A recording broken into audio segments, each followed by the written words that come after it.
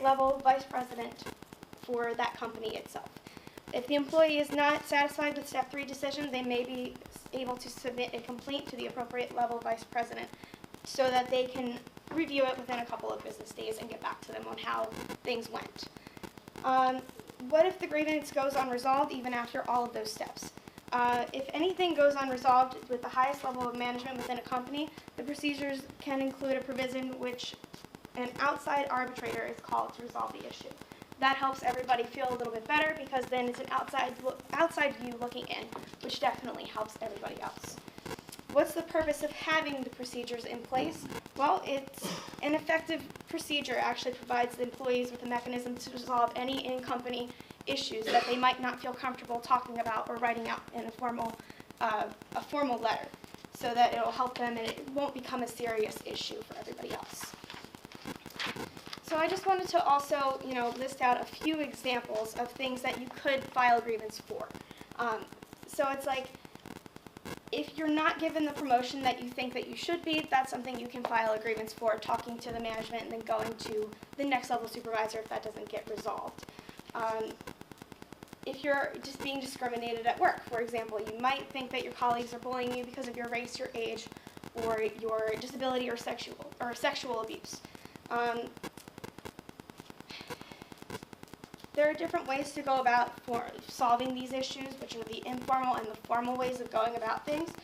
Basically, the informal, you can ask for a meeting with your advisor. They will talk to you, they will help you out as best as you can.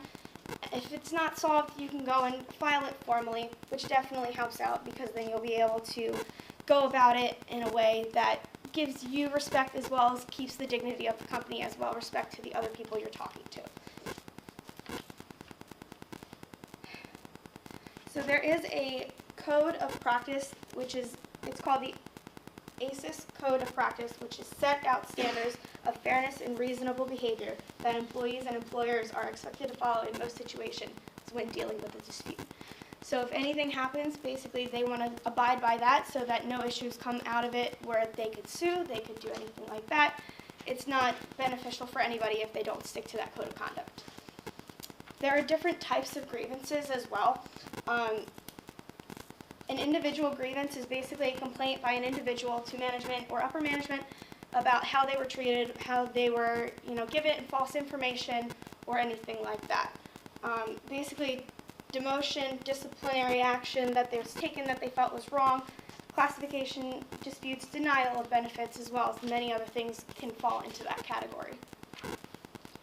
A group grievance, which is a complaint by a group of individuals, for example, a department or a shift that has been affected by the same way or the same person in their company, and they want to take action towards management. An example of this could be where an employer refuses to pay the shift premium to the employees who work on the afternoon when the shift contract states that they are entitled to that pay. So, policy grievances, there's a bunch of different ways, like I said, that they can go about this one. Complaint by the union altogether that an action of management or its failure or refusal to act is a violation of the agreement that could affect all who are covered by that agreement. This one is more so for everybody else. It's not only one department, but it's in the entire union under that contract. So the whole union grievance is, this may involve a dispute arising directly between the parties and the collective agreement. The union would grieve on its own behalf if management failed to deduct union dues as specifically and collectively by that agreement. So there are different forms of grievances as well that you can classify each grievance under. One is factual grievance, which arrives when the lawful needs of an employee remain unfulfilled, like the wage, the raises, and everything like that, that would fall under that category. Imaginary, which are when the grievance is because of the wrong perception. So if they don't understand something, if something was misinterpreted to that employee, then they won't be able to fix anything like that. The employees, for the economic one, the employees may feel that they are paid less than the others. I've actually had something like that as well. And that is everything. So here's Jake with current union challenges. Hey guys, so I'll be speaking, now that you've heard about the history and procedures, I'll be talking a little about it. So today, for public unions, the membership is only at 12.5%. That's a decrease from about 38% in the 1980s, and even from 60% in the 1930s when they were founded. So why have we seen this decline in unions? Well, one of the reasons is the difference between white-collar and blue-collar workers. Since the 1930s, there are a lot more laborers in the U.S. Now there's more white-collar, and the responsibility kind of shifts to human resource departments. So, this is an illustration. Obviously, you can see blue-collar workers. There's a lot more risk. They can cut themselves. They can lose limbs, and thus that's why unions were kind of formed, to protect them. And white-collar, there's a lot more different issues. So, do we still need unions? Yes, we do. Even though blue-collar workers have declined in the U.S., they still need to be protected like everybody else. And when it comes to employment, everybody needs to be protected.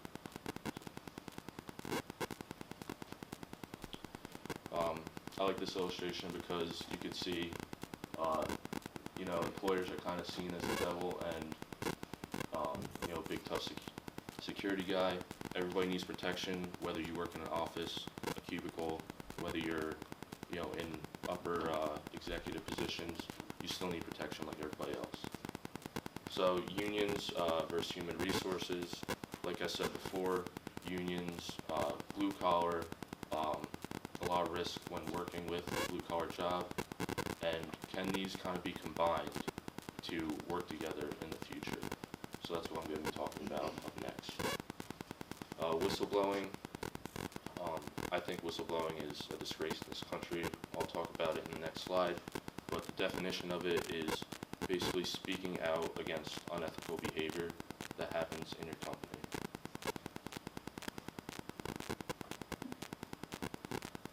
So this is an accurate representation of what people think of when you think of a whistleblower. There's supposed to be laws intact to protect people, and instead employers either criticize, chastise, or even fire employees for speaking out against them. And basically unions and HR departments need to work to make that better. So harassment, this can happen in any job. It's whether this could be physical, verbal, or sexual harassment. We've seen the cases increase in the years, and it is definitely a challenge that needs to be worked on. As you can see here, it could be even something as much as mimicking. And harassment decreases productivity, it decreases the mental health of a worker, and it overall decreases production of a company. So what actions can be taken to help alleviate these challenges? Well, millennials, it's been reported that millennials are in heavy favor of unions, but they do not belong to them or speak up for them. So that's kind of on us if we decide we support them to kind of give that support. And like Tyler said before, Walmart, huge corporation, lots of money, they are publicly against unions, and they've even closed the store because they've tried to unionize. And they also invest a lot of money into politics against basically getting rid of unions. So one thing that people look for in a union is job stability. When you pay dues for a union, you kind of expect them to protect your job. Companies and upper level management go against this by saying it decreases their ability to get rid of poor performers. And politics plays a huge role in it. Republicans generally not in favor of unions, try to get rid of them. Democrats are in favor, try to get support, try to give them funding.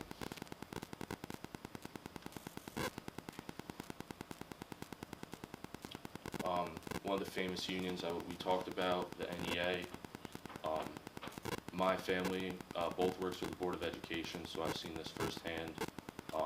They went to Newark to participate in a rally against Christie when he enforced, he got rid of tenure, he decreased pay, and that's just kind of challenges they deal with overall. Right to work, so that's an employee's right to participate in a union. Not all unions include this, or not all jobs incorporate this. Some do require you to be in a union to work. So the future of unions really is in the hand of millennials. We're the generation that's coming up. We're the generation that's going to be working, even if we're not in the workforce right now. Whether we want unions or not is very heavily dependent upon us.